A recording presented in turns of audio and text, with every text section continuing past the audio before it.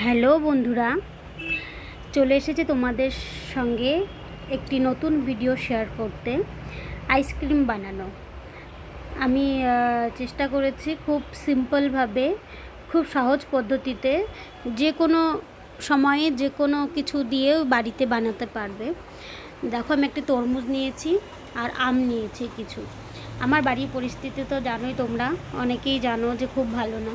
আমার বাবা আর নেই, সেই কারণে বাড়ির পরিস্থিতিটাকে দেখে আমি একটু সবার মনটাকে খুশি রাখার জন্য একটু ভালো কিছু বানাতে চেয়েছিলাম, যাতে সবাই আনন্দ হয় অ্যান্ড সবাই মিলে এই কাজটি করে, তাহলে একটু মনটা ভালো থাকবে। আমার বাবা এগুলো খেতে খুব ভালোবাসতো, এরকম কিছু বানালেও খুব ভালোবাসতো। বাবার এভাবে চলে যাবে বুঝতে পারিনি। আচ্ছা, যাই হোক, দেখো তরমুজের খোসা টোসা ছাড়ানো হয়ে গেছে, আমের খোসাটাও ছাড়ানো হচ্ছে। আমের খোসা ছাড়িয়ে নিচ্ছি, তারপরে আমি তরমুজটাকে গ্রেট করে নেব। আমার মেয়েও দেখো বসে পড়েছে গ্রেট করার জন্য। আমার মা, এটা আমার বৌদির মা। বাড়িতে লোকজন এসেছিল অনেক।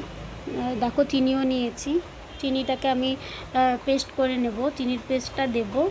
মা পুরো আম তরমুজ সম্পূর্ণ গ্রেট করে দিয়েছে। এটা তরমুজটাকে ভালো করে মিহি করার জন্য ডাল ঘুটনি দিয়ে অনেকক্ষণ ঘাটতে একদম মিহি হয়ে যাবে।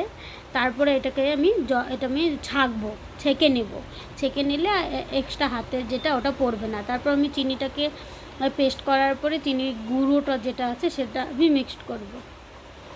আমি একটু কমই চিনি দিয়েছিলাম, আইসক্রিমটা খাওয়ার পরে মনে হয়েছে চিনি আরেকটু লাগতো, যে কারণে আমি একটু মিষ্টি বেশি খাই, সেই কারণে। দেখো, আমরা ছেঁকেও নিচ্ছি ভালো করে। তার সঙ্গে আমি একটু দুধও মিক্সড করেছিলাম টেস্টি হওয়ার জন্য। তোমরা অনেক কিছু ইউজ করতে পারো এটাতে বাদাম কিশমিশ আর একটু নারকেল কুচি দিলেও খুব ভালো টেস্টি হতো। দেখো, করা হয়ে গেছে সম্পূর্ণ মিক্সড করার পরে আইসক্রিমের জারে দিয়ে দিচ্ছি আমরা। তারপর এটা ডিপ ফ্রিজে নিয়ে দিচ্ছি। আমি এই আইসক্রিমের জারে দেওয়ার পরেও অনেকটা বেঁচে গেছিলো দেখে আমি চা যে খাই, যে কাপটা আছে কাগজের, সেই কাপগুলোতেও করা হয়েছিল। মিনিমাম 8 ঘন্টা রাখতে হবে ডিপ ফ্রিজে। এই দেখো বন্ধুরা, আমার মেয়ে নিয়ে বসে পড়েছে, আইসক্রিম নিয়ে বসে পড়েছে। মামা আমি বলেছিলাম এটা পরীক্ষা, চার যে কাপগুলো আছে সেটা আগে হয়ে গেছিল, সেটাই আমি বলেছি সেটাই আগে খা। ঠিক আছে, দেখে নাও তোমরা ওরা কি আনন্দে খাচ্ছে, কি খুশি। বন্ধুদের কিছু বলবে? আমার মেয়ে খুবই খুশি। চলো দেখা যাক আইসক্রিমটা কেমন হয়েছে। ওর জন্যই তোমাদেরকে দেখাই। চলো, মনটা খুব খারাপ, ওর মামি এখনো আসেনি, এই জন্য আমি দাঁড়িয়ে আছি। এই দেখো, আইসক্রিম পেয়ে কি খুশি। মাম্মাম, তুমি একটু খাও। কেমন হয়েছে মমিতা? টেস্টি? কেমন হয়েছে আইসক্রিম? ভালো। কুলকুল। দেখো, আইসক্রিম পেয়ে কি খুশি। দেখি আইসক্রিমটা দেখাও।